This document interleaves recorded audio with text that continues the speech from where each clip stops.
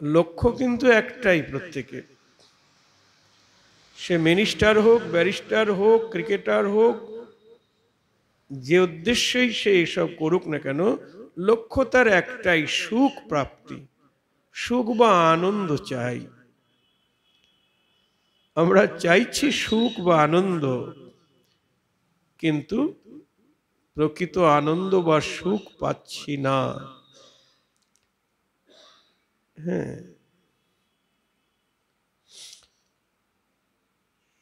সেই সচ্চিদানন্দ স্বরূপ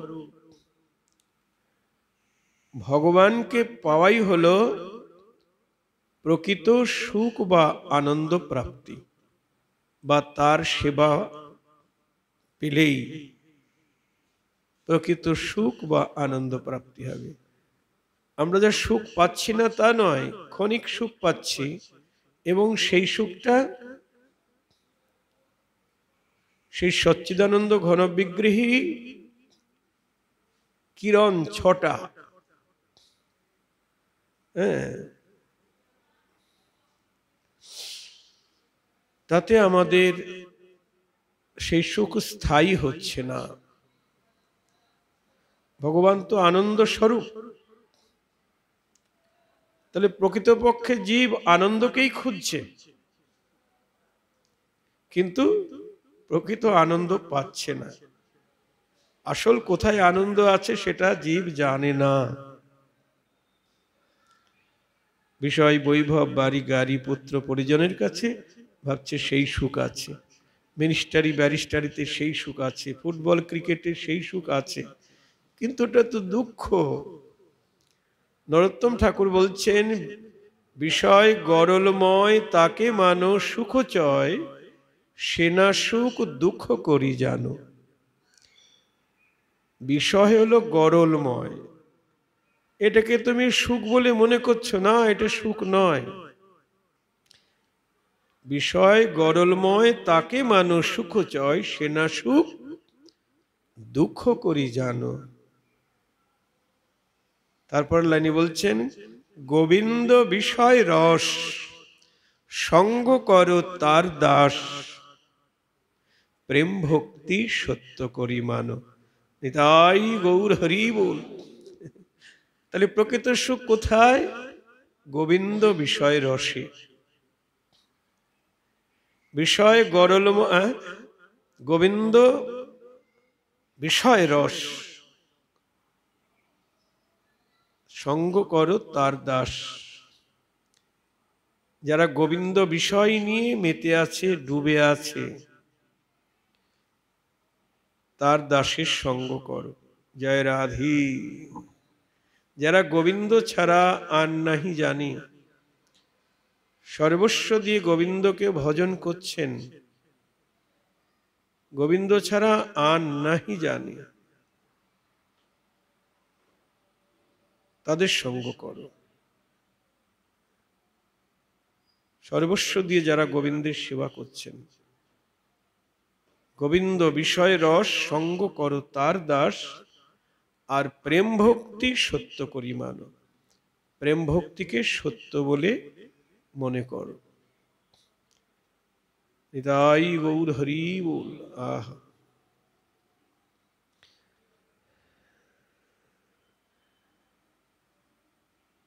এই জন্য বলছেন, স্বপ্নাবস্থা কিংবা জাগ্রত অবস্থাতেও কোনো বিষয়ে গভীর চিন্তামগ্ন হলে মানুষ মনে মনে বহু প্রকার বিষয়ের অনুভব করে, স্বপ্নে কিংবা জাগ্রত অবস্থায়, কিন্তু তার সমস্ত কল্পনা সার বস্তু রহিত, মানে অসার। যত কিছু কল্পনা সব অসার, সারবস্তু রহিত হওয়ায় ব্যর্থ হয়ে থাকে। তদনুরূপে ভিন্ন ভিন্ন ইন্দ্রিয়াদি দ্বারা ভিন্ন ভিন্ন বিভেদ সম্পন্ন বুদ্ধি ও যথার্থ নয়, কারণ ইন্দ্রিয়জনিত নানা বস্তু বিষয়ক হওয়ায় এটিও পূর্বের ন্যায় অসত্য। আমার শরণাগতের পক্ষে অন্তর্মুখী হয়ে আমার শরণাগতের পক্ষে অন্তর্মুখী হয়ে নিষ্কামভাবে নিত্যকর্ম অনুষ্ঠানই বিধেয়। যারা আমার চরণে শরণাগত, গোবিন্দ বলছেন, তাদের পক্ষে অন্তর্মুখী হতে হবে।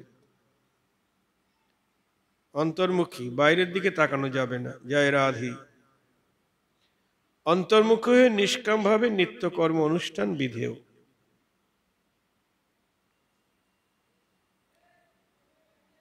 ওই যে একটু আগে বলা হলো, বিষয় গরলময়। তাহলে নিষ্কাম কর্ম করতে হবে অন্তর্মুখী হয়ে। বাইরের এ বিষয়ে আনন্দ নাই, সুখ নাই। ফুটবল, ক্রিকেট, মিনিস্টারি, ব্যারিস্টারি, যত বিষয় বৈভব আছে, এখানে সুখ নাই, আনন্দ নাই। এই জন্যে গোবিন্দ বলছেন, শরণাগতের পক্ষে অন্তর্মুখী হয়ে নিষ্কামভাবে নিত্যকর্ম অনুষ্ঠানে বিধেয়।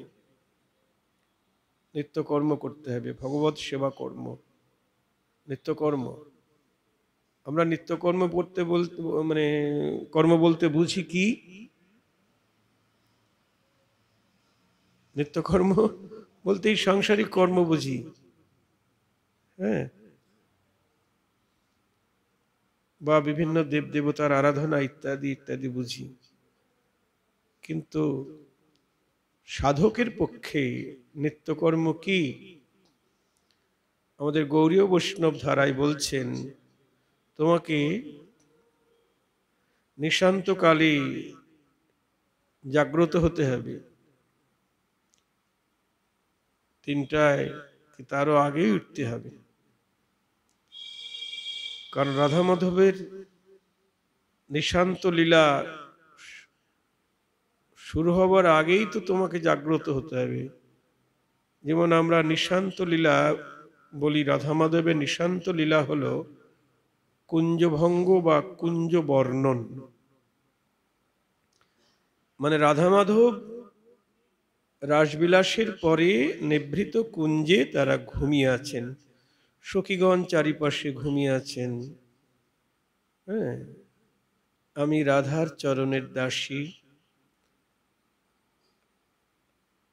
আমার গুরু মঞ্জরীগণ সবাই ঘুমিয়ে আছেন, রূপমঞ্জরাদি মঞ্জরীগণ ঘুমিয়ে আছেন, সখীবৃন্দ ঘুমিয়ে আছেন, সবাই ঘুমিয়ে আছেন। তা নিশান্তকালে পাখির কলরবে আমার ঘুম ভেঙে গেল। এখন তো আমরা মোবাইলে বা এতে অ্যালার্ম দিয়ে রাখি, ঘুম তো ভাঙে না, অ্যালার্ম বাজলে ঘুমটা ভেঙে যায়। তখন তো এসব ছিল না। তাহলে আমাদের ঘুমটা কি করে ভাঙতো? তখন পাখির কলরবে। পাখিরা ওরা ঠিক সময় মতো জেগে ওঠে। কেমন তারা জাগ্রত দেখুন। আমার মতো নরাধমের থেকে ওরা কত গুণে শ্রেষ্ঠ। তা পাখির কলরবে আমার ঘুম ভেঙে গেল। এই দেখুন, নিশান্ত লীলা, নিশান্ত নিত্যকর্ম শুরু হচ্ছে। ঘুম ভেঙে গেল, জাগ্রত হয়ে কৃষ্ণ নাম করতে করতে, রাধা নাম করতে করতে বা গৌর নাম কীর্তন করতে করতে আমি জাগলাম। জেগে উঠে হস্তমুখ প্রক্ষালন করলাম, রাত্রিবাস পরিত্যাগ করি, ধোয়া বসন পড়লাম, পরে এবার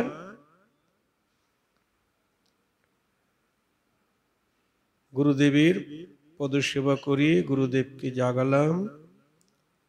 তারপর গুরুদেবের হস্তমুখ প্রক্ষালন করিয়ে দিলাম। এবার গুরুদেবের আজ্ঞা নিয়ে তারপর আমি নবদ্বীপ লীলায় শ্রীবাসীর পুষ্পোদ্যানে মহাপ্রভু নিত্যানন্দ অদ্বৈত সবাই ঘুমিয়ে আছেন, গৌরাঙ্গ পার্ষদগণ। আমি তখন গিয়ে আঙিনা সংস্কার করলাম, গুরুদেবের আদেশ নিয়ে সেবা কার্যে যাচ্ছি। যা কিছু সেবা কার্য করা হবে সব গুরুদেবের আদেশ নিয়ে করতে হবে। রান্না করতে গেলেও গুরুদেবের আদেশ নিয়ে যেতে হবে, সাক্ষাৎ গুরুদেব না থাকলেও গুরুদেবের চিত্রপট তো আছে, বা মনে মনে তাকে স্মরণ করো। কি রাধা মাধবের মন্দিরে সেখানে এসে প্রণাম করে আজ্ঞা নিতে হবে, তাহলে তো রান্না ভালো হবে, সেবায় লাগবে। জয় রাধি। গুরুদেবের আজ্ঞা নিয়ে আমি এবার শিবাসের পুষ্পোদ্যান আঙিনা পরিষ্কার করলাম, ঝাড় দিলাম, তারপর সুগন্ধ দ্রব্য ছিটালাম। ছিটানোর পরে এরপর নিশান্তকালের যে সমস্ত দ্রব্য লাগবে, যেমন নিতাই গৌর সীতানাথ জাগবে, তারপর কি হবে, তাদের হস্তমুখ প্রক্ষালন করাতে হবে, আরতি করতে হবে, তারপর সেবার জন্য কিছু মাখন মিশ্রি বা কিছু দরকার, এসব তৈরি করতে হবে। নিত্যকর্ম এগুলি গুছিয়ে নিয়ে, আরত্রিক সাজিয়ে নিয়ে, সুবাসিত জল ঝাড়িতে পূর্ণ করিয়ে এবার আস্তে আস্তে কি করতে হবে, এবার গুরুদেবকে সঙ্গে নিয়ে গুরুবর্গকে জাগাতে হবে। গুরুবর্গকে জাগানো হলো, তাদের হস্তমুখ প্রক্ষালন হলো, গোস্বামীদের জাগানো হলো, তাদের হস্তমুখ প্রক্ষালন হলো, তারপরে মহান্তদের জাগানো হলো, তাদের হস্তমুখ প্রক্ষালন করা হলো, কবিরাজগণের জাগানো হলো, সবাইকে জাগানো হলো। এদিকে মহাপ্রভু হুঙ্কার করলেন, গর্জন করলেন, রাধা কৃষ্ণের মিলিত তনু তো, প্রেমাবেশে গর্জন করলেন। তার গর্জনে সবার ঘুম ভেঙে গেল। নিত্যানন্দ, অদ্বৈত, গদাধর, শ্রীবাস সবার ঘুম ভেঙে গেল। সবাই এবার মহাপ্রভুর মন্দিরে চলে এলেন। আমিও গুরুদেব বা গুরুবর্গকে সঙ্গে নিয়ে এলাম। এসে মহাপ্রভুকে দর্শন করতে লাগলাম, শয়ন শোভা। তারপর স্বরূপ দামোদর এসে মহাপ্রভুকে জাগাবার জন্যে কোকিল কোকিলা, ময়ূর ময়ূরী, বানর বানরী সমস্ত পশু পাখিদের আদেশ করলেন, তোমরা গৌরহরিকে জাগাও, বা তাদের তোমরা জাগাও। স্বরূপ দামোদর বলছেন, তখন আমিও গাইছি, উঠো উঠো গোরা চাঁদ নিশি পোহাইল, নদিয়ার লোক সব জাগিয়াই উঠল। আমিও গাইছি। গাইতে গাইতে গৌরহরিকে জাগানো হলো। গৌরহরি উঠে বসলেন, নিত্যানন্দ, অদ্বৈত সবাইকে আলিঙ্গন করলেন। তারপর আমি আগে থেকেই, প্রভু বসবেন, নিত্যানন্দ অদ্বৈত বসবেন, সবার জন্যে সব মানে উত্তম সিংহাসন বসিয়ে রেখেছি, তৈরি করে রেখেছি, সেখানে বসলেন। সপার্ষদ বসলেন গৌরহরি, নিচেও সব ভক্তরা বসলেন, আমিও গুরুবর্গর সঙ্গে বসলাম। এবার স্বরূপ দামোদর, তাকে প্রভু আদেশ করলেন, কুঞ্জভঙ্গ লীলা কীর্তন করো। স্বরূপ দামোদর কুঞ্জভঙ্গ লীলা মানে বৃন্দাবন লীলা কীর্তন করতে লাগলেন। আর যখনই বৃন্দাবন লীলা কীর্তন আরম্ভ হলো, মানে রাধা গোবিন্দের জাগরণ, তখন সবাই ব্রজভাবে ভাবিত হলেন। মহাপ্রভু রাধা ভাবে, নিত্যানন্দ অনঙ্গ মঞ্জুরির ভাবে, অদ্বৈত আচার্য বিশাখা সখীর ভাবে, গদাধর রাধা ভাবে, শ্রীবাস পণ্ডিত শ্রীমঞ্জুরির ভাবে, পঞ্চতত্ত্ব এইভাবে ভাবিত হলেন। মহান্তগণ, স্বরূপ দামোদর তিনি ললিতার ভাবে, রায়রামন্দ বিশাখার ভাবে, এইভাবে মহান্তগণ স্বস্বভাবে ভাবিত হলেন। মঞ্জুরি স্বরূপে রূপ গোস্বামী রূপমঞ্জুরির ভাবে, গুণমঞ্জুরি গোপাল ভট্ট গুণমঞ্জুরির ভাবে, রঘুনাথ দাস গোস্বামী রতিমঞ্জুরির ভাবে সব ভাবিত হলেন। আমিও মঞ্জুরি স্বরূপে ভাবিত হলাম।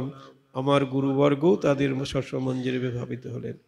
হয়ে এবার বৃন্দাবন লীলায় প্রবেশ করলাম, বৃন্দাবনে চলে গেলাম। জয় রাধে। এবার বৃন্দাবনের সেবা শুরু হলো। নবদ্বীপের মতো ওখানে গিয়েও পাখির কলরবে ঘুম ভেঙে গেল আমার। আমি সদা অনুরাগ মঞ্জরি, ঘুম জাগ্রত হয়ে হস্তমুখ প্রক্ষালন করলাম। তারপরে রাত্রিবাস ছেড়ে এবার গুরুমঞ্জরীকে জাগালাম। গুরুমঞ্জরী, সেখানে গুরুদেবও সখী, আমিও সখী। তার পদসেবা করে জাগালাম। তার আজ্ঞা নিয়ে আবার আঙ্গিনার সংস্কার করলাম। নবদ্বীপ লীলার মতো ওখানে বৃন্দাবন লীলাও শুরু হয়ে গেল। এভাবে বাইরে যেমন নিত্যকর্ম করতে হবে, তেমনি বৃন্দাবনে গিয়েও আবার নিত্যকর্ম করতে হবে। ওখানে রাধা মাধবকে জাগানো হলো, সুখসারী কোকিল কোকিলা জাগালেন। তারপরে তাদের আরতি করা হলো, মাখন মিশ্রি সেবা দেওয়া হলো, তাম্বুল সেবা দেওয়া হলো। রাধা মাধব এবার সখীগণ সঙ্গে নিজ নিজ গৃহ দিকে ধাবিত হলেন, রওনা করলেন। তারপর এক স্থানে এসে কদম্বখণ্ডী অথবা দুমন বনে রাধা মাধব পরস্পর থেকে আলাদা হয়ে নিজ নিজ গৃহে গমন করলেন। এটা সূর্য উদয় হওয়ার অনেক আগে ওখানে বাড়িতে পৌঁছাতে হবে, বাদিনীরা জেগে উঠলে বিপদ আছে। হ্যাঁ, রাধারানী গিয়ে যাবটে গিয়ে ঘুমালেন, গুপ্ত দ্বার দিয়ে প্রবেশ করলেন সখীদের নিয়ে, আর গোবিন্দ নন্দালয়ে গিয়ে ঘুমালেন। এই দেখুন নিশান্ত লীলা। নিশান্ত লীলা বৃন্দাবন লীলা শেষ হলো। তখন আমাদের ওই জন্য মঙ্গল আরতির পরে আমাদের আবার মন্দির বন্ধ করতে হয়। কেন? ওই যে রাধা মাধব নিজ নিজ মন্দিরে এসে ঘুমালেন। এদিকে নিশান্ত লীলা যখন শেষ হলো, তখন গৌর হরি তার আরতি করা হলো, হস্তমুখ প্রক্ষালন করে মাখন মিষ্টি দেয়া হলো। তারপর গৌর হরির সপার্ষদ এবার নিজের বাড়ি এসে ঘুমালেন। আমি গৌর হরির পদসে প্রক্ষালন করে মুছিয়ে দিলাম। তারপর গৌর হরি ঘুমালেন। তারপরে গুরুদেবের চরণ প্রক্ষালন করে মুছিয়ে দিয়ে তার পদসেবা করতে করতে তার চরণ তলে ঘুমালাম। এই নিশান্তকালীন লীলা শেষ হলো। নিত্য লীলা কি বলে? নিত্য লীলা। নিত্য মানে কি? প্রতিদিন। আবার নিত্য মানে অনাদিকাল থেকে যেটা চলছে, চলছিল, চলছে এবং চলবে। এ লীলার অন্ত নাই। এই নিশান্তকালই এতটা লীলা আমাদের নিত্যকর্ম করতে হবে। এরপর আবার শুরু হবে 6টার থেকে প্রাতলীলা, আবার জাগানো হবে। এইভাবে নিত্যলীলা চলবে। আমরা নিত্যকর্ম বলতেই সংসারের নিত্যকর্ম করি। জয় রাধে। ঘুম থেকে উঠব, উঠে ঘর ঝাড় দেব, তারপর রান্না বসাতে হবে। সকালবেলার ভোজন না, না, তার আগে চা বিস্কুট দিতে হবে, তাই না? গোবিন্দ সেবার নাম নাই। গৌর গোবিন্দের সেবা করবো, ওইসব কিছু নাই। এখানে ভগবান কৃষ্ণ বলছেন যে আমার শরণাগতের পক্ষে অন্তর্মুখী হয়ে নিষ্কামভাবে নিত্যকর্ম অনুষ্ঠানই বিধেয়। সে বহির্মুখী বৃত্তি বা সকাম কর্ম সম্পূর্ণভাবে ত্যাগ করবে। এই দেখুন, সকাম কর্ম সব ত্যাগ করবে। যখন আত্মজ্ঞানের প্রবল ইচ্ছা জেগে উঠবে, তখন তার ক্ষেত্রে বিধি নিষেধের পালন তেমনভাবে প্রযোজ্য হয় না। যখন ভক্তের আত্মজ্ঞানের প্রবল ইচ্ছা জেগে উঠবে, তখন সেক্ষেত্রে বিধি নিষেধের পালন তেমনভাবে প্রযোজ্য হয় না। বিধি, এটা বিধি, ওটা নিষেধ, এগুলি আর পালন করার প্রয়োজন হয় না। সমস্ত বিধি নিষেধের তারা ঊর্ধ্বে চলে যায়। যখন ভগবানের সেবায় ভক্ত নিয়োজিত হয়, তখন এই বেদাচারজনিত যে বিধি এবং নিষেধ আছে, সেটা তাদের পালন আর করতে হয় না। যেমন গোবিন্দ গোপীদের বলছেন, রাসে সমাগত গোপীদের, যাও হে তোমরা ঘরে ফিরে যাও, পতি সেবা করো, সতী নারীর পতি সেবা এ জগতে বড়। সতী যদি পতি যদি রুগ্ন হয়, দরিদ্র হয়, কুৎসিত হয়, তবু সতী নারীর পতি সেবার উপরে ধর্ম নাই। ঘরে ফিরে গিয়ে আপন আপন পতি সেবা করো। আমি একজন পরপুরুষ, তোমরা কুলের কুলবধূ, এত রাত্রিবেল কালে তোমরা এখানে এসেছো, এটা মোটেই ভালো কাজ করনি। ঠিকই তো বলছে, তাই না? গোবিন্দ কি মিথ্যা কথা বলছে? কিন্তু অনেকক্ষণ উপদেশ দেওয়ার পরে গোপী কিছু বলছিল না, সহ্য করছিল। তারপরে যখন ধৈর্যের বাঁধ ভেঙে গেল, তখন তারা বললেন, ধার্মিক, ধর্মোপদেশ বন্ধ করো। লজ্জা করে না? চোর হয়ে ধার্মিক সেজেছ? এখনো পরম ধার্মিক হয়ে ধর্ম শিখাও হে। বলি, কুলরমণী মজালে যখন ধর্ম ছিল কোথা? ও ধার্মিক, তুমি যখন বাঁশি বাজিয়ে কুলের কুলবধূর কুলধর্ম বিনাশ করেছিলে, তখন তোমার ধর্ম উপদেশ কোথায় ছিল? কুলরমণী মজালে যখন ধর্ম ছিল কোথা? লজ্জা করে না? চোরের মুখে ধর্মের কাহিনী শুনে যে পায় হাসি। চোরের মুখে ধর্মের কাহিনী, তার মানে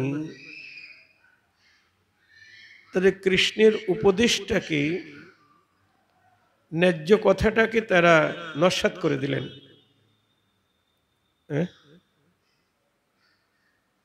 গোপীরা যে তাকে গালাগালি করছেন, শট, প্রবঞ্চক, ধূর্ত, নির্লজ্জ, চোর, এই যে গালি দিচ্ছে, এতে গোবিন্দের দুঃখ হচ্ছে না? না, বরং গোবিন্দের আনন্দ হচ্ছে, সুখ হচ্ছে। কেন হচ্ছে? কথাই বলি, শাসন করা তারই সাজে, সোহাগ করে যে। যারা সোহাগ করে, আদর করে, তাদেরই শাসন করার অধিকার আছে। যারা আদর করে, সোহাগ করে, তাদের গালাগালিও মিষ্টি লাগে। তা গোবিন্দের সুখ হচ্ছে আজ্ঞা পালনে। চৈতন্য চরিতামৃত বললেন, আজ্ঞা পালনে কৃষ্ণের যত পরিতোষ, প্রেমে আজ্ঞা লঙ্ঘিলে হয় কোটি গুণ পোষ। আবার শুনুন, আজ্ঞা পালনে কৃষ্ণের যত পরিতোষ, মানে যত সুখ হয়, তার আজ্ঞা যদি আমরা পালন করি, কৃষ্ণের খুব সুখ হয়। কিন্তু প্রেমে আজ্ঞা লঙ্ঘিলে হয় কোটি গুণ পোষ। প্রেমে যদি সেই আজ্ঞাকেও লঙ্ঘন করে, তাহলে কৃষ্ণের কোটি গুণ আনন্দ হয়। যেমন রঘুনাথ দাসকে বলেছিলেন মহাপ্রভু, যখন নবদ্বীপে ছিলেন মহাপ্রভু, তখন রঘুনাথ তার কাছে গিয়ে থাকে, বাড়ি যায় না।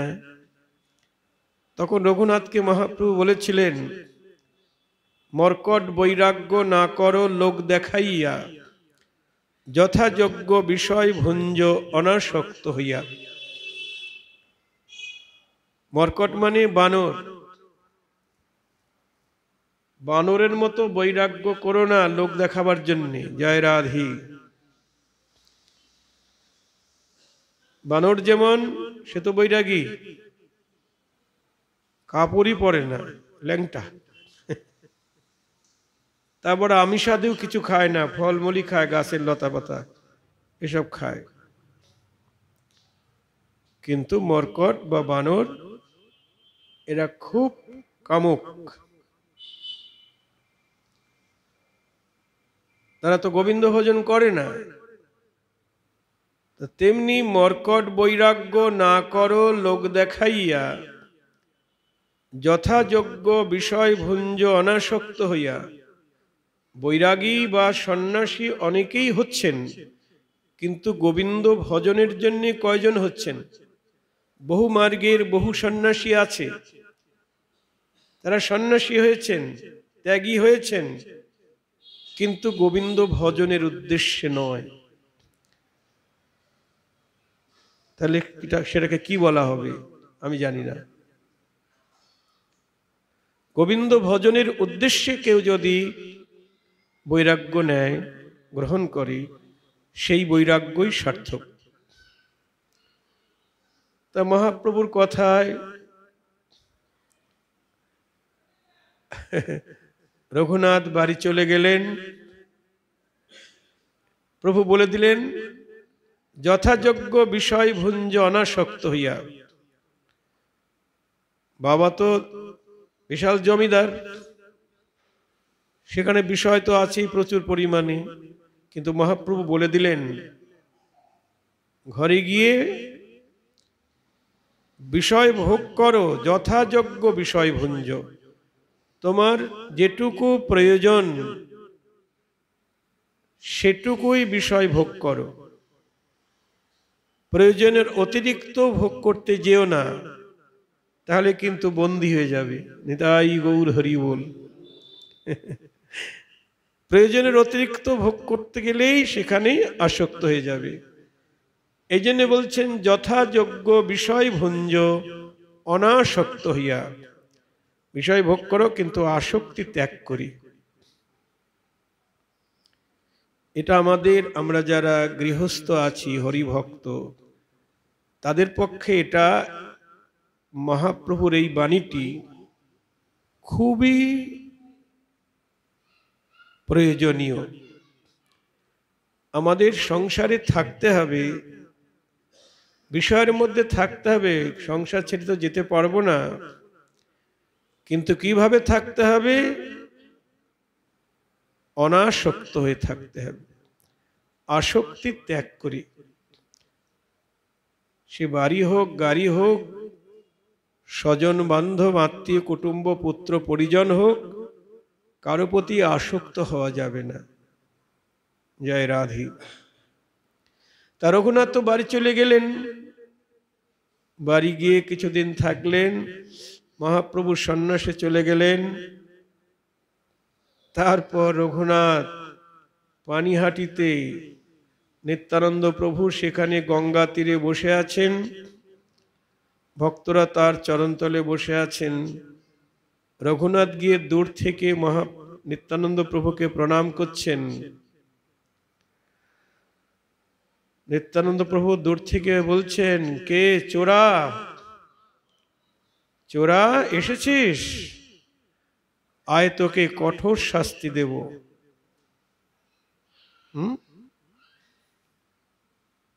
রঘুনাথ ভাবলেন, না জানি কি শাস্তি দেয় নিতাই চাঁদ।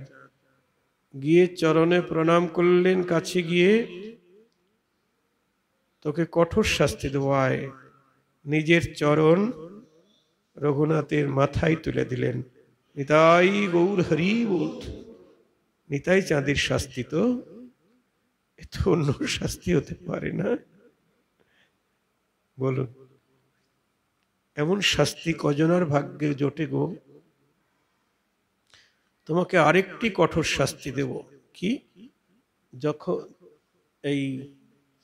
এখানে আমার যত ভক্তরা এসেছেন, সবাইকে দধি চিরা, দুগ্ধ চিরা এসব খাওয়াতে হবে। হ্যাঁ, এই শাস্তি। সেই বিশাল দধি চিরা, দুগ্ধ চিরার মহোৎসব হয়ে গেল।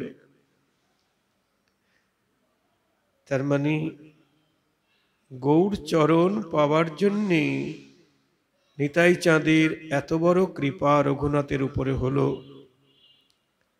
সবাইকে বললেন তোমরা ওকে আশীর্বাদ করো যেন অচিরাত গৌর চরণ ও লাভ হয়।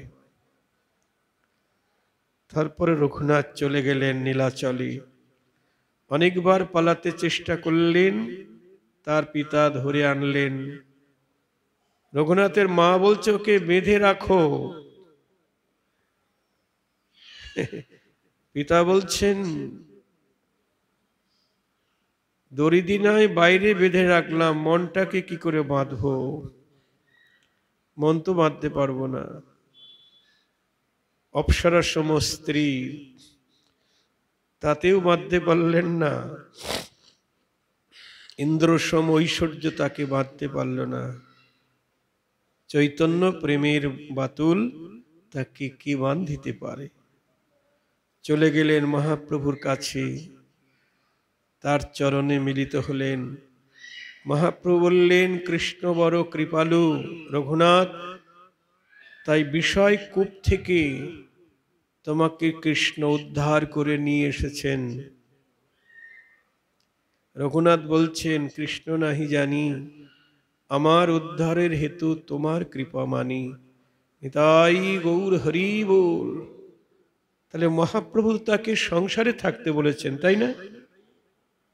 যথাযোগ্য বিষয় ভুঞ্জ অনাসক্ত হইয়া সংসারে থাকো। কিন্তু সে কি সংসারে থাকলো? চলে গেল। তাই বলছেন আজ্ঞা পালনে কৃষ্ণের যত পরিতোষ, প্রেমে আজ্ঞা লঙ্ঘিলে হয় কোটি গুণ পোষ। ব্রজগোপীদের কৃষ্ণ আদেশ করছেন ঘরে ফিরে যাও, পতি সেবা করো। সতী নারীর পতি সেবার উপরে কোনো ধর্ম নাই, ধর্ম শিক্ষা দিচ্ছেন। ঠিকই তো, সতী নারীর পক্ষে পতি সেবাই সবচাইতে বড় ধর্ম। ঠিক বলছি তো মায়েরা? বলুন হ্যাঁ নাকি বেটিকে বলছি?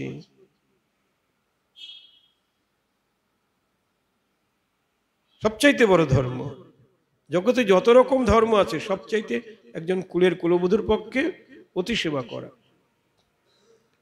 সে যদি পর পুরুষের কাছে যায়, রাত্রিবেলায় তার সঙ্গে মিলিত হয়, তাহলে আর ধর্ম থাকলো গো?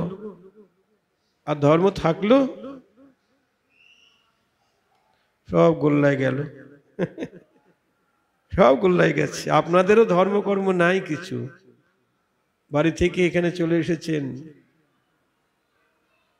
পরপুরুষ আমার গৌর গোবিন্দকে আপনারা মন প্রাণ দিয়ে ভালোবেসেছেন, এটা মোটেই ভালো কাজ করেন না। ধর্ম টর্ম গোল্লায় গেছে সব। যখনই পরপুরুষ আমার গৌর হরিকে, আমার গোবিন্দকে ভালোবেসেছেন, তখন আর ধর্ম নাই।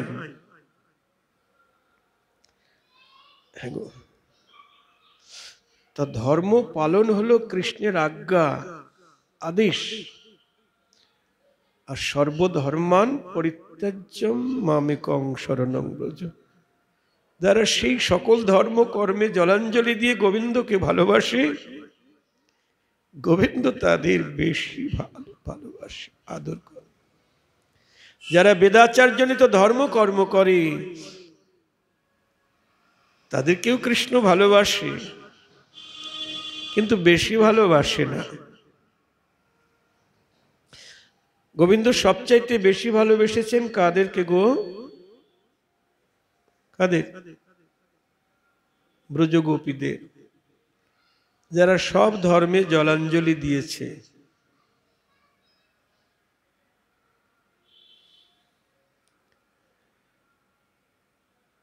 গোবিন্দ তাদের কাছে বিক্রি হয়ে গেছে। ন পারহং নিরবজ্য সংযুজাং সাধুকৃত্যং বিবুধাও পিজা পিব যা মা ভজন দুর্জর গৃহ শৃঙ্খলা সংবিষ্ট তদব প্রতিজাতু সাধুনা। হে ব্রজ সুন্দরীগণ, যেভাবে তোমরা কুলধর্মে জলাঞ্জলি দিয়ে সব ধর্ম ত্যাগ করি সর্বস্ব দিয়ে আমায় ভালোবেসেছ, দেবতার পরমায়ু পেলেও তোমাদের এই প্রেমের ঋণ আমি পরিশোধ করতে পারবো না। তাই তোমাদের প্রেমের দ্বারাই আমার এই ঋণ শোধ হোক। দেখেছেন, যে জয়ীছে ভজে কৃষ্ণ, কৃষ্ণ ভজে তৈছে, যে যথামাং প্রপদ্যন্তে স্তাং ততৈব ভজাম্যহম। গীতায় বলছেন কৃষ্ণ যে যে আমাকে যেভাবে ভজন করে আমি তাকে সেইভাবে ভজন করি। সে প্রতিজ্ঞা ভঙ্গ হইল গোপীর ভজনে, তে কারণে ঋণী কৃষ্ণ গোপীদের প্রেমে। গোপীরা যেভাবে গোবিন্দকে ভজন করলেন সেই ভজনের অনুরূপ ভজন গোবিন্দ করতে পারলেন না। কি করে করবে? গোপীদের সুখ হয় যদি গোবিন্দ তাদের কাছ থেকে সেবা গ্রহণ করে। গোপীদের প্রেমটা কেমন? গোপীদের দেহটা হলো সেবার পসরা। আমরা তো বাইরের পসরা গোবিন্দকে সেবাই দিই, তাই না? মিষ্টান্ন পরমান্ন এটা সেটা কত কি দিই, কিন্তু ব্রজগোপীর দেহটাই হলো কৃষ্ণ সেবার পসরা।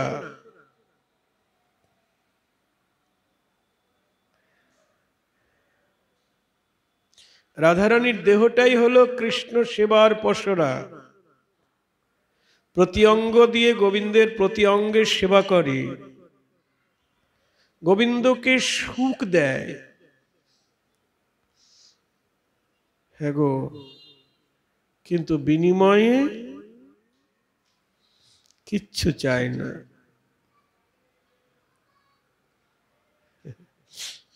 কিছু চাইলে তো ঋণটা শোধ হবে। আমরা যেমন গোবিন্দকে বলি, গোবিন্দ আমার মেয়ের বিয়ে হলে তোমার সোনার হার দেব। মেয়ের বিয়ে হলো, সোনার হার দিলাম, ঋণ শোধ হয়ে গেল, তাই তো? ব্যবসায় লাভ হলে মন্দির বানিয়ে দেব, ব্যবসায় লাভ হলো মন্দির বানিয়ে দিলাম, ঋণ শোধ হয়ে গেল, দেনা পাওনা থাকলো না। একজন পাঠক বলছেন এ তো বানিয়া গো, বিজনেস। হিন্দিতে বলছে বানিয়া, ইংরেজিতে বলে বিজনেস, বাংলায় বলে ব্যবসা। যারা ভগবানের কিছু কাছে কিছু চায় তারা ভগবানের সঙ্গে ব্যবসা করে। আমরা যেমন দোকানে যাই, মুদিখানা দোকানে, লিখুন এটা দেন ওটা দেন ওটা দেন, কত বিল হলো, এত দেন, মাল দিল, টাকা দিলাম, হয়ে গেল। তা যারা এইসব ব্যবসার ভালোবাসা করে ওটা ভালোবাসা নয়। নিতাই গৌর হরি বল। গোপীর সর্বস্ব দিয়ে গোবিন্দকে সুখ দেয়, দেহ মন প্রাণ সর্বস্ব দিয়ে, কিন্তু বিনিময়ে কিছুই চায় না। গোবিন্দ মনে করে আমার রাধা আমাকে এত সুখ দেয়, আমার রাধাকে একটু সুখ দিই। রাধা যেমন এত সেবা করে আমার, আমি রাধার সেবা করি। সখীদের কাছে রাধারানী বলছেন,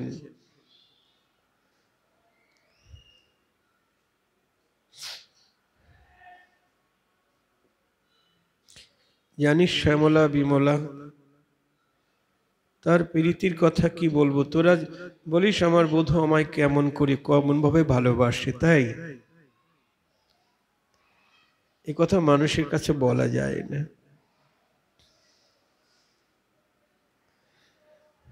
মরম কহিনু মপুন ঠেকিনু, তাহার প্রীতি ফাঁদে। মরম কহিনু মো পুন ঠেকিনু, তাহারও প্রীতি ফাঁদে। মরমের কথা যত তোদের কাছে বলছি ততই তার প্রীতির ফাঁদে আটকে যাচ্ছি। রাতি দিন চিতে ভাবিতে গণিতে, রাতি দিন চিতে ভাবিতে গণিতে, তার লাগি পরাণ কাঁদে।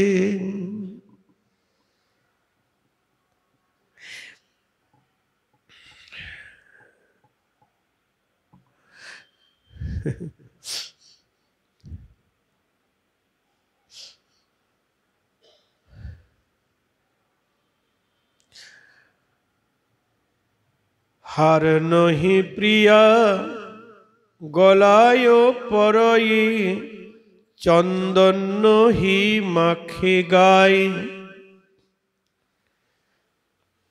হার নহি তবু প্রিয়া গলায় পরই, আমি চন্দন নহি তবু মাখে গায়। আমি তো হার নয়, কিন্তু আমাকে হারের মতো করে গলায় পরে। আমি তো চন্দন নই, কিন্তু চন্দনের মতো করে আমায় গায়ে মাখে।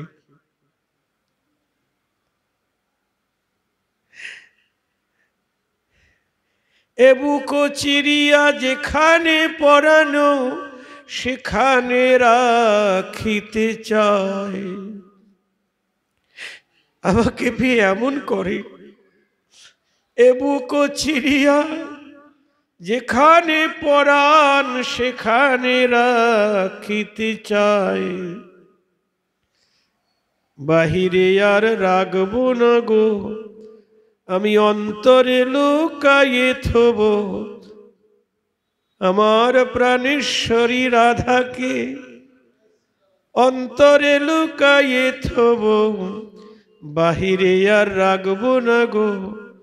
এ বুকো চিরিয়া যেখানে পরাণ, সেখানে রাখিতে চায়। বুকে বুকে মুখে চোখে লাগি থাকে, তবু সে বধূ হারায়।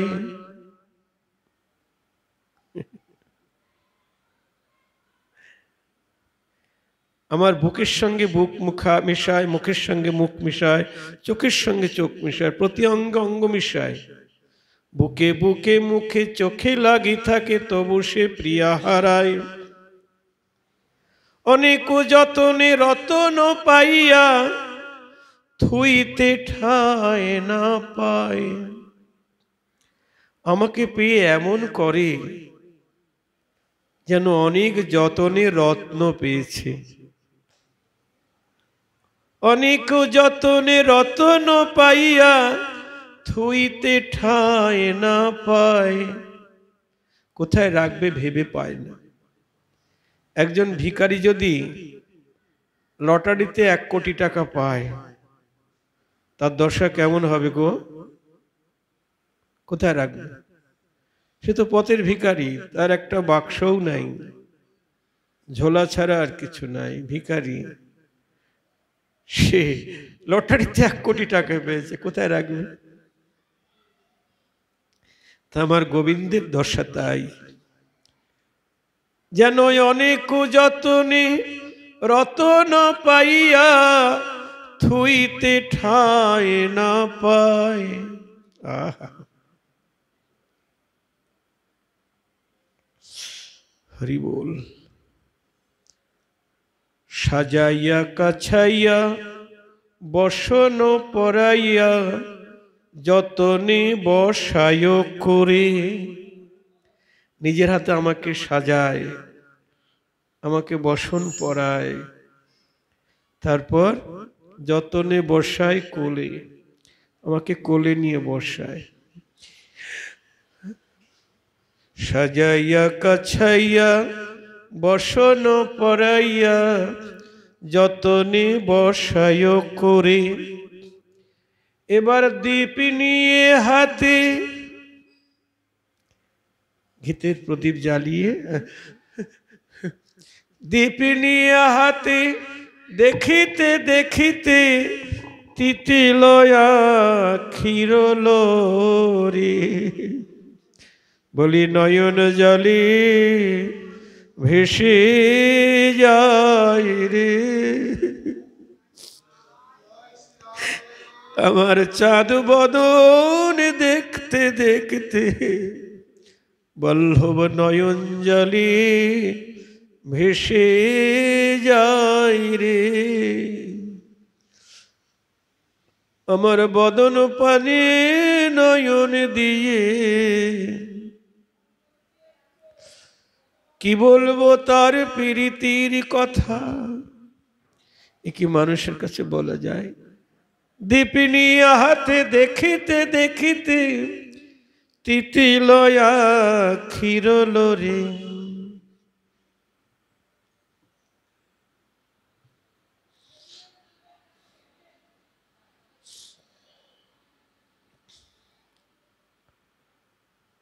আমার চরণে যাব কো পরাই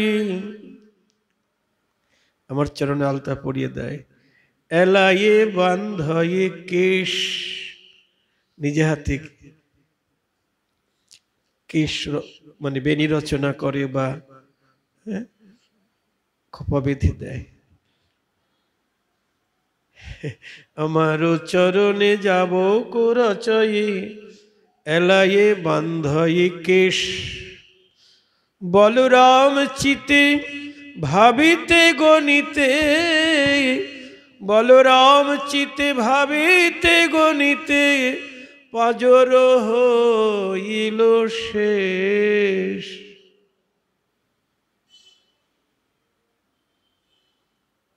এ কথা কারে কব আর কেবা বুঝিবে এ তো কহিবার কথা নয় রে সখিয়ে যে বড় গোপন কথা ভালোবাসার মানুষ বিনি কথা তো বুঝবে না কেমন ভালোবাসা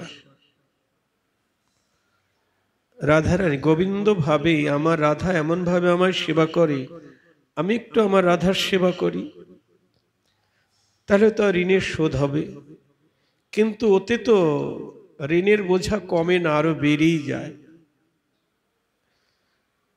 কারণ রাধারানী তো গোবিন্দের কাছ থেকে সেবা চায় না সেবা দিয়েই সুখী তাহলে গোবিন্দ যে এত প্রকারে তার সেবা করছে হ্যাঁ গো সারা নিশি বুকে করে রাখছেন আবার চরণে আলতা পরিয়ে দিচ্ছেন বেনি রচনা করে দিচ্ছেন তা রাধারানী না করছে না কেন যদি না করে তাহলে গোবিন্দ কষ্ট পাবে তো হ্যাঁ গো কষ্ট পাবে আমি তো তার সুখে সুখী সে যাতে সুখ পায় আমি তাতেই সুখী আর এই দেহটা তো আমার নয় এটা তো তার তাই না তা তার সম্পত্তি সে যেভাবে ব্যবহার করে সুখ পায় পাক যদি আলতা পরিয়ে সুখ পায় পাক যদি আমার সাজগোজ করে বেনি রচনা করিয়ে দিয়ে সুখ পায় পাক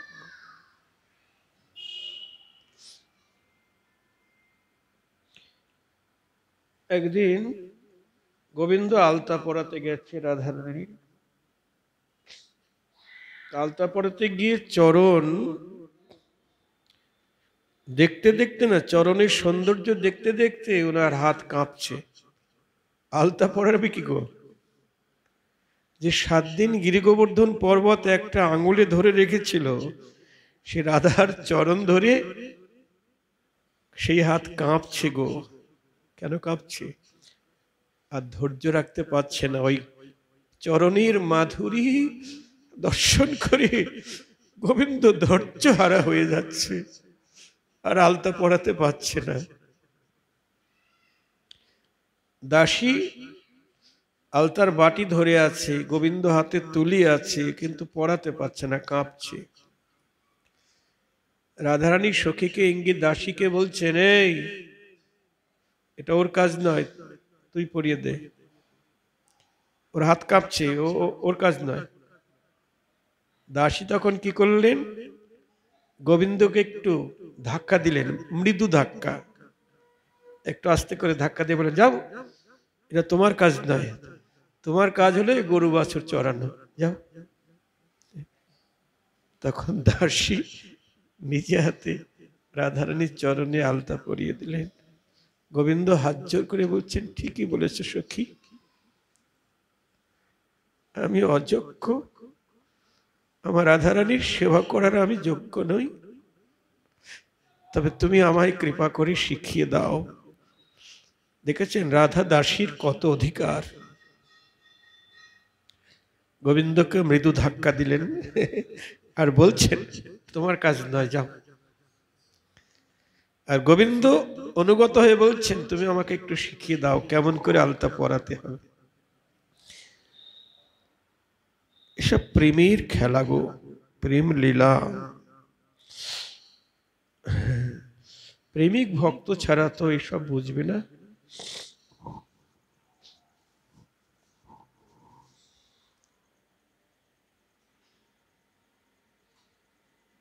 গোপী প্রেমে গোবিন্দ ঋণী হয়ে গেছেন। আজ্ঞা পালনে যত পরিতোষ, প্রেমী আজ্ঞা লঙ্ঘিলে হয় কোটিগুণ পোষ। অনেককে বলছি, বাড়ির লোক ভালোবাসছে না, আমি তাহলে চলে আয়, আশ্রমে চলে আয়, সেবা কর, গোবিন্দের দাসত্ব কর, প্রসাদ পা। বলছে না, এই সংসার ছেড়ে কি করে যায়। তার মানে অনুরাগ হয় নাই, সংসারই তার কাছে বড়। কিন্তু অনুরাগ যদি প্রবল হয়, তখন আর সংসার সংসার থাকে না, আর বন্ধন দশা থাকে না, দায়িত্ব কর্তব্য থাকে না। রঘুনাথ দাসীর কি কোনো দায়িত্ব কর্তব্য ছিল না মাতা পিতার উপরে? তার বিবাহিত অপ্সরাসম পত্নীর প্রতি তার কোনো দায়িত্ব কর্তব্য ছিল না? আরে যখন পাগল হয়ে যায় মানুষ, তখন কি আর তার দায়িত্ব কর্তব্য জ্ঞান থাকে? একজন বাড়ির লোক পাগল হয়ে গেল, সে ছেলে হোক মেয়ে হোক, তার কি আর দায়িত্ব কর্তব্য থাকে?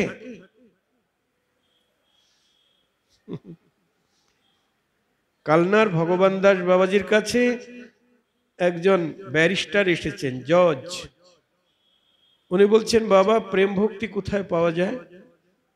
বললেন, দুয়ানা দিলেই পাওয়া যায়। ব্যারিস্টার জজ ভাবছেন, বাবা কি আমার সঙ্গে ঠাট্টা করছেন? না রে বাবা, দুয়ানা দিলেই প্রেম ভক্তি পাওয়া যায়। কলকাতা বটতলায় গিয়ে দেখবে, ওখানে নরোত্তম ঠাকুরের লেখা প্রেম ভক্তি চন্দ্রিকা বিক্রি হচ্ছে, ওইটা কিনে পড়বে, তোমার প্রেম ভক্তি লাভ হয়ে যাবে। দেখুন, সাধু সন্ত মহান্ত, তাদের সঙ্গ করা কেন প্রয়োজন? সাধু সঙ্গ না করলে মহৎ কৃপা বিনে কোনো কর্মে ভক্তি নয়। কৃষ্ণ ভক্তি দূরে রহুক, সংসার না যায় ক্ষয়। মহতের ওই বাণীকে সত্য জ্ঞান করে সেই জজ সাহেব কলকাতা বটতলায় গিয়ে দোয়ানা দিয়ে প্রেম ভক্তি চন্দ্রিকা কিনে নিলেন। আর ওই পড়তে পড়তে তার জজগিরি চলে গেল। তার মানে আর যায় না কোর্টে, ভালো লাগে না। মানে প্রেম ভক্তি তাকে আক্রমণ করেছে। জয় রাধে, তার হৃদয় জুড়ে বসেছেন প্রেম ভক্তি, অন্তর জুড়ে বসেছেন। রাজকার্যে যায় না, চুলে দাড়িতে আবৃত, মলিন বসন। বাড়ির লোক ভাবছেন মাথা খারাপ হয়ে গেছে। হ্যাঁ, তার সহকর্মীরা ভাবছেন সত্যি এত বড় বুদ্ধিমান ব্যক্তি, তার এই দশা হলো। সবাই চিন্তা ভাবনা করছেন, কিন্তু উনি যে কোন পাগল হয়েছেন এটা তো তারা জানে না। যার হৃদয় কৃষ্ণ প্রেম করয় উদয়, তার ক্রিয়া বাক্য মুদ্রা বিজ্ঞে না বুঝয়।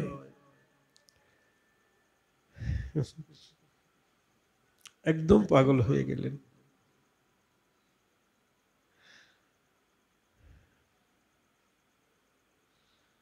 দেখুন, গোরা আপনে পাগল বরে হরি বল, লোকেরে পাগল করে। কিবা পুরুষ নারী পাছু না বিচারি, পাগল হইয়া মরে, তারা পাগল হইয়া মরে। গৌরহরি নিজে তো পাগল, আবার লোকেরে পাগল করে। তা বেছে বেছে পাগল করে না। কিবা পুরুষ নারী পাছু না বিচারি, পাগল হইয়া মরে, তারা পাগল হইয়া মরে। ঘরে থাকতে পারে না গো, সদাই হা গৌর বলি কেঁদে বেড়ায়, তারা ঘরে থাকতে পারে না গো। বলি কুলের কুলবধূ যারা, সদাই গৌর বলে কেঁদে বেড়ায়, কুলের কুলবধূ যারা পথে পথে কেঁদে বেড়ায়, ঘরে থাকতে পারে না গো। কিবা পুরুষ নারী পাছু না বিচারি, পাগল হইয়া মরে। আবাল বৃদ্ধ বনিতা সবাই পাগল হয়ে যায়। তাই যে পাগল হয়, বলছেন পাছু না বিচারি, পাগল হইয়া মরে। একজন কুলের কুলবধূ পাগলের মতো চলে যাচ্ছেন রাস্তা দিয়ে, সে পিছের ভাবনা ভাবছে না, আমার যে ঘর সংসার আছে, আমার ছেলে মেয়ে আছে, আমার স্বামী আছে, লোকে কি বলবে, অপবাদ দেবে না, ওদিকে তার লক্ষ্য থাকে। সে তো পাগল হয়ে গেছে। কিবা পুরুষ নারী পাছু না বিচারি, পিছের ভাবনা ভাবে না, পাগল হইয়া মরে। জয় রাধি। তাই পাগল হতে হবে গো, হ্যাঁ, পাগল হয়ে যেতে হবে।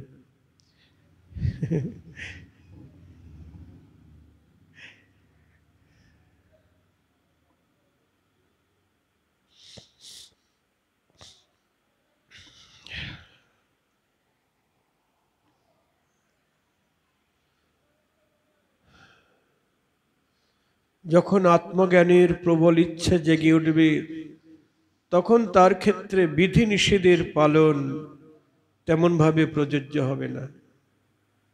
তখন বিধি নিষেধ মানে কি? সর্বধর্মান পরিত্যাজ্য, সব ত্যাগ করে কৃষ্ণ প্রেমের পাগল হয়ে যায়। অহিংসাদি আচরণ বিধির সেবন সমাদরে হওয়া কাম্য, কিন্তু শৌচ মানে পবিত্রতা আদি নিয়মের প্রতিপালন আত্মজ্ঞান বিরোধী না হলে সামর্থ্য অনুসারে করা উচিত। জিজ্ঞাসুর পক্ষে আচরণ বিধি ও নিয়ম পালন থেকেও বেশি প্রযোজ্য আমার স্বরূপের অনুভবকারী প্রশান্ত গুরুকে আমার স্বরূপ জ্ঞানের সেবা করা। বলছেন জিজ্ঞাসুর পক্ষে, যারা তত্ত্ব জিজ্ঞাসা করে, তার পক্ষে আচরণবিধি বা নিয়ম পালন থেকেও, আচরণবিধি নিয়ম পালন থেকেও বেশি প্রযোজ্য আমার স্বরূপের অনুভবকারী প্রশান্ত গুরুকে আমার স্বরূপ জ্ঞানের সেবা করা। যত বেদাচারজনিত ধর্মকর্ম আছে সব আচরণবিধি পালনের থেকেও বেশি প্রযোজ্য যারা আমার স্বরূপের অনুভব করছেন সেই প্রশান্ত গুরুকে আমার স্বরূপ জ্ঞানে সেবা করা, আমারই স্বরূপ জ্ঞানে সেই গুরুকে সেবা করা।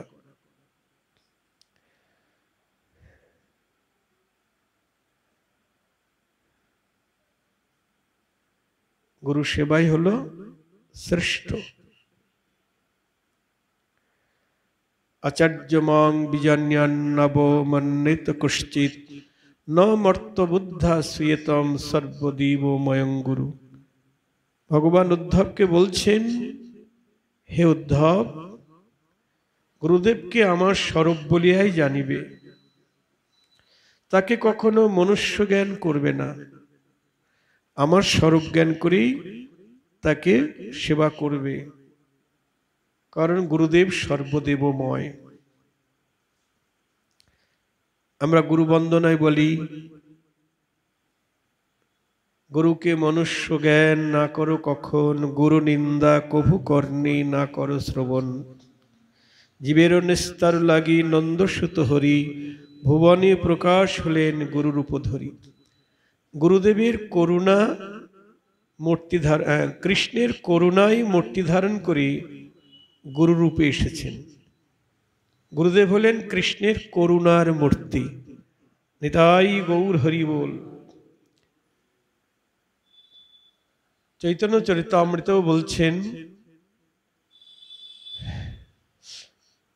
যে জীব নিত্য কৃষ্ণদাস তাহা ভুলি গেল, তে কারণে মায়া পিশাচি গলেতে বান্ধিল, তাতে কৃষ্ণ ভজে করে গুরুর সেবন, মায়াজাল ছুটে পায় কৃষ্ণের চরণ। তত্ত্ববস্তু কৃষ্ণের সেবা করতে হবে, ভজন করতে হবে, কিন্তু সেবা করতে হবে গুরুদেবের। শিষ্য অভিমান করবে না, শিষ্যের কোনো অভিমানই থাকবে না, ঈর্ষাকাতর হবে না, কখনো সে ঈর্ষাপরায়ণ হবে না, কারো অমঙ্গল চিন্তা করবে না, প্রত্যেক কার্যে সে নিপুণ হবে। দেখুন, সমস্ত সেবাকর্মে তাকে নিপুণ হতে হবে। আলস্য তাকে যেন স্পর্শও না করে। যদি মনে করি আমি তো পুরুষ মানুষ, আমি রান্না করব কেন, ওটা তো মেয়ে ছেলের কাজ, ওটা মেয়ে ছেলেরা করবে, তাই না? বা পুরুষ মানুষের কাজ পুরুষ ওটা করবে, আমি মেয়ে ছেলে ওটা করব কেন, না। তখন আমি গুরুদেবের সেবক বা সেবিকা, সমস্ত কার্যে সুনিপুণ হতে হবে। আলস্য তাকে যেন স্পর্শও না করে। যদি মনে করি না এখন ঘুমাবো, গুরুদেবের সেবা করব কি, আমি এখন ঘুমাবো, হয়ে গেল। কোথাও মমতা যুক্ত হবে না, কারো প্রতি কোনো মমতা যুক্ত হবে না। গুরুচরণে যেন তার দৃঢ় অনুরাগ থাকে। সে কাজই, যে কাজই করুক না কেন, তা মনোযোগ সহকারে পূর্ণ করবে। সদা পরমার্থ জ্ঞান প্রাপ্তির ইচ্ছা রাখবে, কারো গুণে দোষ দর্শন করবে না এবং ব্যর্থ কথা বলায় বিরত থাকবে, মানে বাজে কথা একদম বলবে না। জিজ্ঞাসুর পরমধন আত্মা। হ্যাঁ, তাই সে স্ত্রী পুত্র বিষয় সম্পত্তি, আত্মীয় স্বজন এবং ধন সম্পদ আদি সমস্ত পদার্থে সমভাবে স্থিত একমাত্র আত্মাকে প্রত্যক্ষ করবে এবং আত্মা ভিন্ন কোনো কিছুতে গুরুত্ব আরোপ করে মমতায় বদ্ধ হবে না, উদাসীন থাকবে। মানে পুত্র পরিজন, আত্মীয় স্বজন, ধন সম্পদ কোনো কিছুর প্রতি তার আসক্তি থাকবে না সবসময়, বা তাদের প্রতি মমতা থাকবে না। নিজের আত্মাতেই একমাত্র সে নিমগ্ন থাকবে। হে উদ্ধব, জ্বলন্ত কাষ্ঠ তার দাহী ও প্রকাশক অগ্নি থেকে সর্বতোভাবে পৃথক। তেমন ভাবে বিচার করলেই বোধগম্য হয় যে পঞ্চভূত নির্মিত স্থূল শরীর এবং মন বুদ্ধি আদি সপ্তদশ তত্ত্ব নির্মিত সূক্ষ্ম শরীর উভয়ই দৃশ্য ও জড়, তার পরিচায়ক ও প্রকাশক আত্মা সাক্ষী ও সপ্রকাশিত। শরীর অনিত্য, ভিন্ন ভিন্ন এবং জড়, কিন্তু আত্মা নিত্য, এক এবং চৈতন্যময়। এইভাবে শরীর অপেক্ষা আত্মাতে বিশিষ্টতা বিদ্যমান। অতএব দেহ ও আত্মা সর্বতোভাবে পৃথক। হ্যাঁ, বলছে আত্মা আর দেহ এক নয়। আমরা দেহটাকেই আত্মা বলে মনে করি, কিন্তু না, আত্মাই হলাম আমি, দেহটা আমি নই। আমরা বলি এটা আমার, ওটা আমার, বাড়িঘর তো বলি, আমার হাত, আমার পা, আমার চোখটা কেমন করছে, আমার পাটা ব্যথা করছে, তাহলে এটা আমার, ওটা আমার, সেটা আমার। তাহলে আমি কোনটা? আমি কোনটা? এসবই আমার, দেহটাও আমার, দেহটাও আমার, তাহলে আমি কোনটা? আমি হলাম আত্মা। আত্মা এখানে আছে, তাই দেহের অস্তিত্ব, ইন্দ্রিয়ের অস্তিত্ব। কথা বলতে পারছি, দেখতে পাচ্ছি, চলতে পাচ্ছি, কিন্তু আত্মা যখনই বের হয়ে যাবে তখন এটা অসার, মূল্যহীন, পচে যাবে, গলে যাবে। দেখুন, তাই নরোত্তম ঠাকুর বারবার সাবধান করছেন, দেহে না করিও আস্থা, মরিলে দেহে যম শাস্থা, দুঃখের সমুদ্র কর্ম গতি। এই দেহের কোনো আস্থা নাই।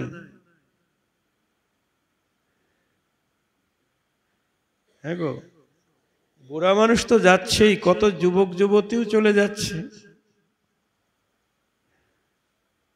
বালক বালিকা চলে যাচ্ছেন। তাহলে সুন্দর দেহটা, আত্মাটা আছে বলেই তার অস্তিত্ব। এই জন্যে বলছেন, স্থাবর জঙ্গম দেখে না দেখে তার মূর্তি, যাহা যাহা নেত্র পরে ইষ্টদেব স্ফূর্তি। যারা সমদর্শী, ভক্তের মধ্যে উত্তম, তারা যেদিকে তাকায় সেদিকে তার ইষ্টদেবকে দেখতে পায়। বৃক্ষলতা, পশু পাখি, মানুষ, সেখানে তাদের মূর্তিকে দেখে না। ওটা মানুষ, ওটা পশু, ওটা হ্যাঁ, এসব দেখে না। তারা কি দেখে? যেদিকে তাকায় তার ইষ্টদেবকে দেখতে পায়।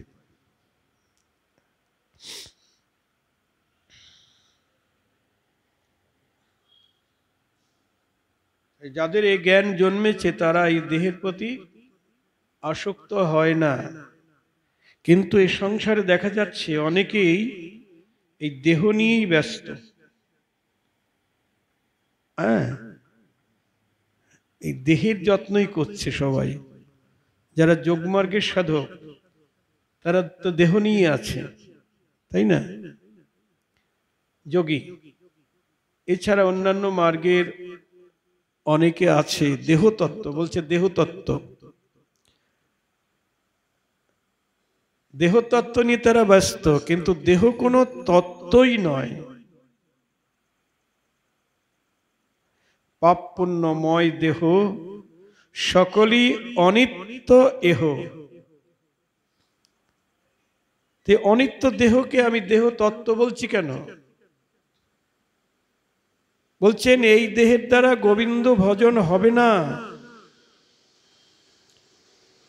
এই দেহের দ্বারা কৃষ্ণ প্রাপ্তি হবে না। রাধা কৃষ্ণের যুগল সেবায় এই দেহ নিয়ে যেতে পারবেন না। সাক্ষাৎ সেবায় আপনি এই দেহ নিয়ে যেতে পারবেন না। গৌরের সেবায় আপনি এই দেহ নিয়ে যেতে পারবেন না। তাহলে বাইরে আমরা সেবা পূজা অর্চন করছি, এই দেহের দ্বারা প্রেম পর্যন্ত প্রাপ্ত হওয়া যাবে। তারপরে যে স্নেহ, মান, প্রণয়, রাগ, অনুরাগ, ভাব, মহাভাব, এসব হলো সিদ্ধ দেহে। সিদ্ধ দেহ কোনটা? সেটা ভাবনার দ্বারা তৈরি হবে। জয় রাধি। ভাবনার দ্বারা সেই দেহটা তৈরি হবে, তৈরি করতেই হবে। বৈষ্ণব গুরুর কাছে সিদ্ধ পরম্পরা নিতে হবে, নিয়ে ভাবনা করতে হবে।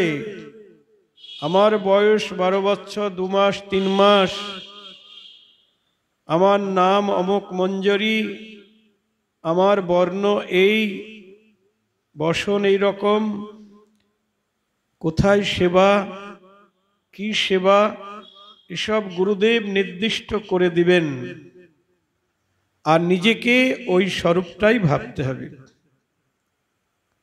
শ্রীগুরু চরণাম্বুজ কৃপামৃত সিক্তা, কিশোরী গোপবনিতা ভূষণ ভূষিতা।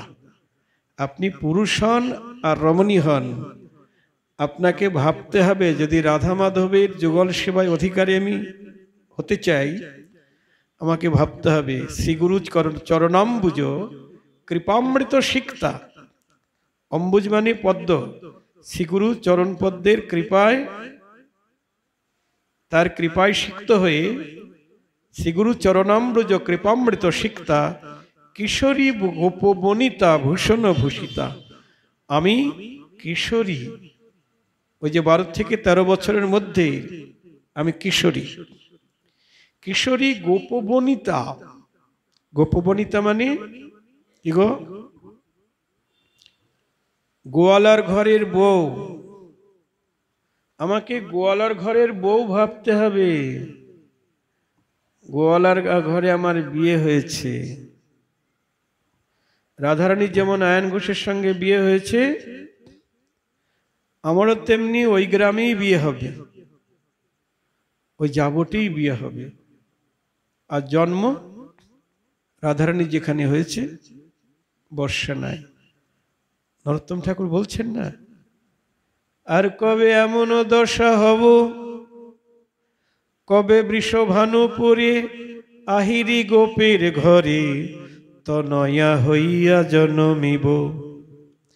আর যাবটে আমার কবে এ পানি গ্রহণ হবে। পানি গ্রহণ মানে বিয়ে। যাবটে আমার কবে এ পানি গ্রহণ হবে, বসতি করিব কবে তাই। যাবটে আমার বিয়ে হবে। কেন অন্য কোথাও বিয়ে হলে হবে না? কলকাতায়, বোম্বে না, যাবটেই বিয়ে হতে হবে, আর বর্ষানায় জন্ম হতে হবে। এই অভিলাষ কেন করছেন ঠাকুর মহাশয়? কারণ যাবটে বিয়ে না হলে তো আমি রাধারানীর সঙ্গ পাবো না, আমি তো রাধার দাসী। আর বর্ষানায় জন্ম না হলে সেখানেও রাধারানীর সেবার অধিকার পাবো না। রাধারানী যখন শ্বশুরালয়ে যাবে, আমিও আমার শ্বশুরালয়ে যাব। রাধারানী যখন বাপের বাড়ি যাবে, আমিও আমার বাপের বাড়ি যাব। মানে রাধারানী 3 মাস শ্বশুর বাড়ি থাকে, 3 মাস বাবার বাড়ি থাকে। বুঝেছেন? এই জন্য ঠাকুর মহাশয় বলছেন, যাবটে আমার কবে এ পানি গ্রহণ হবে, বসতি করিব কবে তাই। তাই আমাকে ভাবতে হবে, গুরু প্রদত্ত ওই স্বরূপটি ভাবনার দ্বারা জাগাতে হবে, স্বরূপকে জাগাতে হবে, স্বরূপের জাগরণ ভাবতে হবে। ওটাই আমার প্রকৃত স্বরূপ। এটা তো প্রকৃত স্বরূপ নয়, এ তো পচে যাচ্ছে, গলে যাচ্ছে, এটা পচা দেহ। নাক দিয়ে মুখ দিয়ে কত কি বেরোচ্ছে, জয় রাধে। তো পচা দেহ।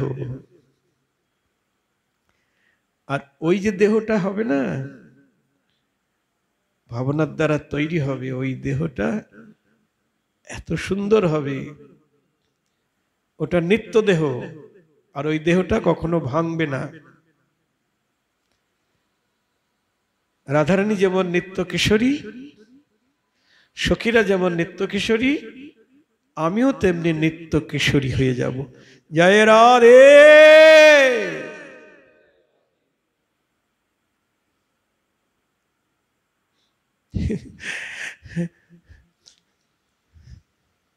শ্রীরূপ মঞ্জরী সার শিরতি মঞ্জরিয়ার লবঙ্গ মঞ্জরী মঞ্জুলালী, শিরস মঞ্জরী সঙ্গে কস্তুরিকা আদি রঙ্গে প্রেম সেবা করি কুতূহলী। এসব অনুগা হইয়া প্রেম সেবা লব চাইয়া, এদের অনুগত হয়ে প্রেম সেবা লব চাইয়া, ইঙ্গিতে বুঝিব সব কাজে রূপে গুণে ডগমগী, সদা হব অনুরাগী বসতি করিব সখী মাঝে। আর বৃন্দাবনে দুইজন চৌদিকে সখীগণ, সময় বুঝিয়া রহু সুখে, সখীর ইঙ্গিত হবে চামর ঢুলাবো তবে, তাম্বুল যোগাবো চাঁদ মুখে। যুগল চরণ সেবী নিরন্তরেই ভাবি, অনুরাগে থাকিব সদাই, সাধনে ভাবিব যাহা, সিদ্ধ দেহে পাব তাহা, রাগ পথের এই সেই উপায়। সাধনে যে ধন চাই, সিদ্ধ দেহে তাহা পাই, পক্কা পক্ক মাত্র সে বিচার, পাকিলে সে প্রেম ভক্তি, অপক্কে সাধন রীতি, ভক্তির লক্ষণ তত্ত্বসার। নরোত্তম দাসী কয়, এই যেন মোর হয়, অনুরাগে ব্রজপুরে বাস, সখীগণ গণনাতে আমারে গনিবে তাতে। দেখেছেন কি বলছেন? সখীগণ গণনাতে আমারে গনিবে তাতে, তব হি পূরবে অভিলাষ, সেই দিন আমার কবে বা হবে। আমায় সখী বলে ডেকে নিবে, সেই দিন আমার কবে বা হবে। কবে শ্রীরূপ মঞ্জরীর করুণা হবে, আমায় দাসী বলে ডেকে নিবে, যুগল সেবা করবার তরে আমায় দাসী বলে ডেকে নিবে, সেই দিন আমার কবে বা হবে। এই হলো রাগের ভজন, রাগমার্গের ভজন। তাই এই দেহ নয়, ভাবনার দ্বারে দেহ তৈরি করতে হবে। গুরু প্রদত্ত ওই সিদ্ধ স্বরূপের জাগরণ করতে হবে। ভাবিতে ভাবিতে যবে এ দেহ পতন হবে, ওই স্বরূপের ভাবনা করতে করতে যখন এ দেহ পতন হবে, মানে এই দেহটা চলে যাবে, দেহ থেকে প্রাণ বার হয়ে যাবে, তখন যদি ভাবতে ভাবতে মরতে পারি, ওই ভাবনাটা ভাবতে ভাবতে মরতে পারি, তাহলে যোগমায়া কি করবেন? যে ব্রহ্মাণ্ডে জানি তাই ওই গৌরের সঙ্গে দেখা করেন। যদি মরতে পারি, যে ব্রহ্মাণ্ডে কৃষ্ণ লীলা করছেন, সেই ব্রহ্মাণ্ডে যে বর্ষানা আছে, সেই বর্ষানায় গোপী গর্ভে আমায় যোগমায়া জন্ম দিবেন। আর ওই ব্রহ্মাণ্ডে যেখানে যাবট আছে সেখানে বৃন্দাবন আছে, যাবট আছে, সেই যাবটে আমার বিয়ে হবে। তখন নিত্যলীলায় চলে যাব। নিত্যলীলায় যেতে হবে গো, না হলে বারবার শিয়াল কুকুর ইত্যাদি হয়ে জন্মাতে হবে। যদি পশুর মতো আচরণ করি, কৃমিকীট হয়ে জন্মাতে হবে। এই দুর্লভ মনুষ্য জন্ম পেয়ে যদি এই ভাবনা ভাবতে ভাবতে মরণ হয়, তবেই জীবন ধন্য হবে। জয় রাধে। আজকে এই পর্যন্ত। শ্রী গুরু নিতাই গৌর প্রেমানন্দে।